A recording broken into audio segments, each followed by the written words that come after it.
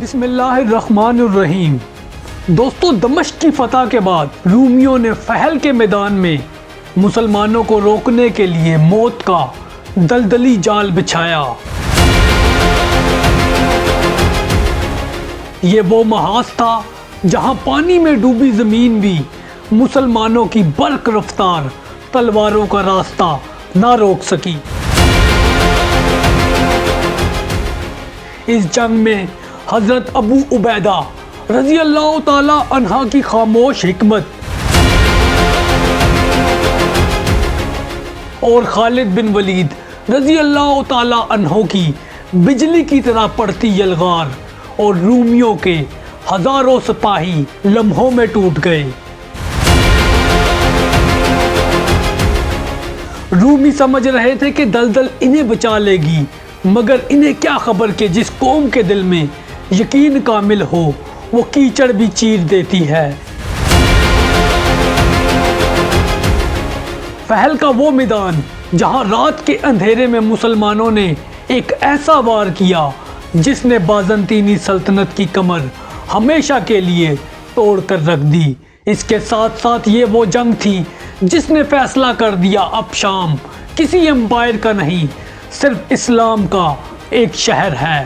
تو دوستو، اگر آپ اس جنگ فحل کی لمحہ با لمحہ صورتحال اور کیسے حضرت ابو عبیدہ بن الجراح کی حکمت اور حضرت خالد بن ولید کی تلوار اور مجاہدین کے حوصلے نے مسلمانوں کو فحل کے میدان میں فتح یاب کیا، تو یہ سب اس ویڈیو میں۔ یہ جنگ فتح دمشق کے فوراً بعد شروع ہوئی۔ رومی سلطنت جو اس وقت شام میں اپنی آخری امیدیں بچانے کے لیے تڑپ رہی تھی، اب انہوں نے فحل کے مقام پر ایک بڑی فوج کو جمع کیا۔ یہاں کی زمین دلدلی تھی، پہاڑی گھاٹیوں سے گھرے میدان تھے اور رومیوں کا خیال تھا کہ مسلمان اگر اس طرف آئیں گے تو انہی دلدلوں میں پھنس جائیں گے۔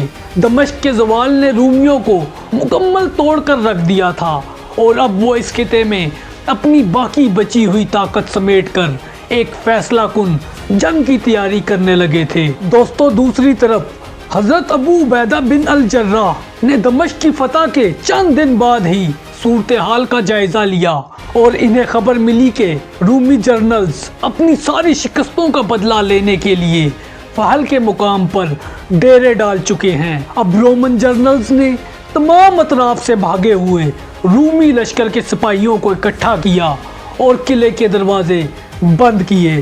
انہوں نے دلدلی زمین کے پیچھے اپنی مورچہ بندی کی۔ رومیوں کا منصوبہ یہی تھا کہ مسلمان کھلے میدان میں نہ آئیں بلکہ اس کیچڑ میں پھنس کر کمزور ہو جائیں۔ دوستو، اس ساری صورتحال کو دیکھتے ہوئے حضرت ابو عبیدہ بن الجراح رضی اللہ تعالی عنہ نے فوراً حضرت خالد بن ولید رضی اللہ تعالی عنہ کو آگے بڑھنے کا حکم دیا، کیونکہ یہ جنگ شام پر مکمل قبضے کی کنجی تھی۔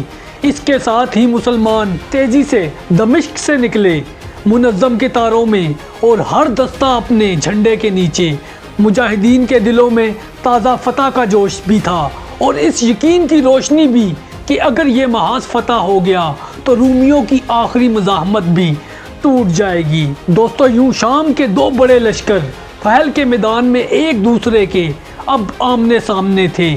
ایک طرف دلدل اور سازشیں تھیں تو دوسری طرف ایمان، عزم اور بے مثال جنگی حکمت عملی۔ اب یہ جنگ صرف چند وقت کی محتاج تھی۔ رومی لشکر اس وقت دلدلی زمین کے پیچھے کھڑا تھا اور ایک ہی وار میں مسلمانوں کو روک لینے کے اعتماد میں ڈوبا ہوا تھا، مگر حضرت ابو عبیدہ اور حضرت خالد بن ولید رضی اللہ تعالی عنہ جانتے تھے کہ دشمن نے جو جال اس وقت بچھایا ہے وہ اسی وقت بیکار ہو جائے گا جب مسلمانوں کا پہلا حملہ برق رفتاری سے اس کی ہمت کو توڑ دے گا۔ جنگ کے دن دوستو، رات کی تاریکی ابھی مکمل ختم بھی نہیں ہوئی تھی۔ حضرت خالد بن ولید کے سوار دستوں نے سب سے پہلے آگے بڑھ کر رومی صفوں کو للکارا۔ گھوڑوں کی ٹاپوں سے میدان جنگ گونجنے لگا اور حضرت خالد بن ولید رضی اللہ تعالی عنہ نے سیدھے رومیوں کے اس حصے پر حملہ کیا جہاں وہ سب سے کمزور تھے۔ اس لیے نہیں کہ وہ جنگ جیتنا چاہتے تھے، بلکہ اس لیے کہ دشمن کے اعتماد کو پہلی ہی ضرب میں توڑ دینا اس وقت ضروری تھا۔ رومیوں نے جب مسلمانوں کے برق رفتار دستے کو اپنی طرف آتے دیکھا تو انہوں نے تیر اندازوں کو آگے بڑھایا، لیکن مجاہدین کی تلواروں کی چمک اتنی تیزی سے ان کے قریب پہنچی جس کی وجہ سے تیروں کی بوچھاڑ زیادہ نقصان مسلمانوں کو نہ پہنچا سکی، اور اس جنگ کی پہلی ٹکر مجاہدین کی ایسی تھی کہ رومیوں کی اگلی صفیں چند لمحوں میں بکھر گئی۔ دلدل کے پیچھے چھپی رومی امیدیں بھی دم توڑنے لگی، اور اس کے ساتھ مجاہدین کی ابتدائی جھڑپ نے رومیوں کو بتا دیا کہ مسلمان پھنسنے نہیں آئے بلکہ ان کے غرور کو توڑ ڈالنے آئے ہیں۔ اس حملے کی وجہ سے مسلمانوں کے دلوں میں عزم بڑھا، اور دوستو یہ کوئی عام جنگ نہ تھی بلکہ یہ شام کی تقدیر کا فیصلہ تھا۔ میدان جنگ میں مجاہدین کا جوش اب مکمل بھڑک چکا تھا، اور اصل معرکہ بس چند لمحوں کے فاصلے پر رہ گیا تھا۔ جو میدان جنگ میں وقت گزر رہا تھا، اسی طرح جنگ بھی اپنے عروج پر جا رہی تھی۔ اب دونوں لشکروں نے بھاری قوت سے ایک دوسرے کو آزمانا شروع کیا۔ پہلی جھڑپ کے بعد رومیوں نے محسوس کر لیا کہ مسلمان سیدھے جال میں نہیں پھنسنے لگے، اسی لیے انہوں نے اب اپنی اصل حکمت عملی بدل کر مسلمانوں پر بھرپور دباؤ ڈالنا شروع کیا۔ اب رومی فوج بھاری ذرائع بختر پہنے ہوئے آہستہ آہستہ مگر مسلسل مسلمانوں کی صفوں کی طرف بڑھنے لگی۔ اب ان کے عقب میں دلدلی پانی تھا جس کے ذریعے وہ چاہتے تھے کہ مسلمان قریب آئیں تو زمین انہیں جکڑ لے، لیکن حضرت خالد بن ولید رضی اللہ تعالی عنہ نے دشمن کے ارادے کو سمجھ لیا، اسی لیے انہوں نے اپنے سواروں کو اطراف سے پھیلنے اور رومیوں کی کمزور اطراف پر حملہ کرنے کا حکم دیا تھا۔ یوں مسلمان فوج سیدھے دلدل کی طرف جانے کے بجائے رومیوں کی صفوں کو پہلوؤں سے کاٹنے لگی۔ خالد بن ولید کی اس چال نے رومی جنرلوں کو بے چین کر دیا۔ رومیوں نے جواب میں اپنی بھاری گھڑ سوار فورس آگے بڑھائی۔ ایک لمحے کو میدان میں ایسی دھول اٹھی کہ دونوں لشکر نظروں سے مکمل اوجھل ہو گئے، لیکن جیسے ہی دھول بیٹھی مسلمان دستوں نے بجلی کی طرح رومی بازوؤں پر ٹوٹ پڑے۔ اب مسلمانوں کا ہر حملہ رومیوں کو پیچھے دھکیل رہا تھا، مگر رومن بھی اپنی مضبوط دفاعی لائن ٹوٹنے نہیں دے رہے تھے۔ اسی دوران حضرت ابو عبیدہ رضی اللہ تعالی عنہ جو مرکز میں تھے اور مرکز مضبوط کھڑا تھا، اور قرآن کی تلاوت اور تکبیروں کی آواز سپاہ کے حوصلے بلند کر رہی تھی۔ رومیوں نے کئی بار مجاہدین کی مرکزی صف توڑنے کی کوشش کی، مگر مسلمانوں نے ہر بار نہ انہیں صرف روکا بلکہ مزید پیچھے دھکیل دیا۔ دوستو اب دونوں لشکروں کے درمیان جنگ اپنی انتہا کی طرف بڑھ رہی تھی۔ رومیوں کی تعداد اب بھی زیادہ تھی، اس کے ساتھ زمین بھی ان کے حق میں تھی، لیکن رفتار، ہمت اور حکمت اس وقت مسلمانوں کے ساتھ کھڑی تھی۔ دوستو اب میدان جنگ میں فیصلہ کن گھڑی بھی قریب آ رہی تھی، اور حضرت خالد بن ولید رضی اللہ تعالی عنہ نے اپنی آخری چال بھی چلنے والے تھے۔ دوستو اس جنگ میں فیصلہ کن مرحلہ اس وقت شروع ہوا جب حضرت خالد بن ولید نے محسوس کر لیا کہ رومیوں کی صفیں باہر سے مضبوط دکھائی دیتی ہیں مگر اندر سے مسلسل دباؤ کی وجہ سے ٹوٹنے کے قریب ہیں۔ انہوں نے فوراً اپنے مشہور متحرک دستے کو تیار رہنے کا حکم دیا۔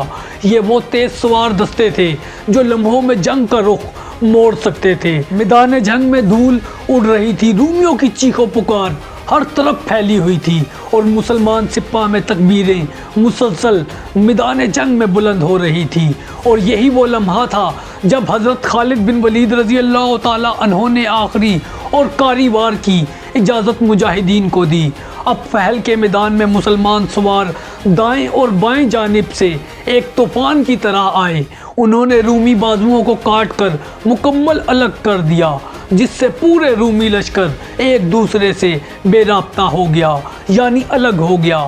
اس کے ساتھ ساتھ دوسری طرف سے حضرت ابو عبیدہ رضی اللہ تعالی عنہ کا مرکزی حصہ ثابت قدمی سے آگے کی طرف بڑھ رہا تھا۔ جیسے ہی مسلمان میدان جنگ کے بیچ میں داخل ہوئے، رومیوں میں خوف پھیل گیا۔